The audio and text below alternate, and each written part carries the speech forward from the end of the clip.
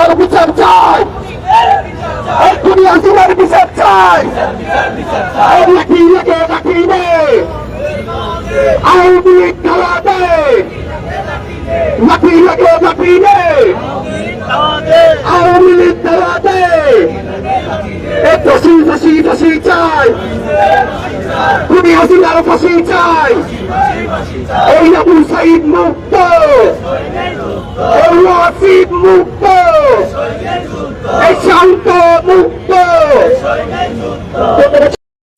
তবে সরকার চাইলেই কিন্তু আন্তর্জাতিক ট্রাইব্যুনালে প্রত্যেকটা মামলা নিয়ে গিয়ে তারা কিন্তু চাইলে বিদেশ থেকে আসামিদের ফিরিয়ে আনতে পারে।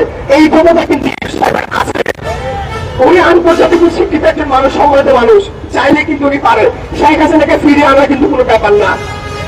যদি সরকার যদি মনে করে যে আমরা এই 2000 শহীদের সাথে আমরা বেমানি করবো না, তাদের রক্তের দাম আমরা দিয়ে যাবো, আমরা এই যে আহতরা যারা এখনো মেডিকেলে আছে, যারা কাতলাচ্ছে, ঠিক আছে, আমরা তাদেরকে তাদের যোগ্য যে সম্মানটা দিব, আমরা একটি স্বাধীন সার্বভৌম রাষ্ট্র দিব।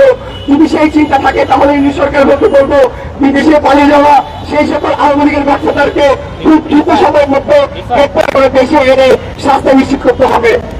আমরা রাজনীতি দলগুলো বিভিন্ন সময় আমরা চাচ্ছিলাম যে কি আমরা চাচ্ছিলাম নিম্ন সরকারকে আমরা হাইকোর্টে সরাই দিব, দ্রুত সময়ের মধ্যে বিচার এবং সংস্কার কাজ শেষ করে।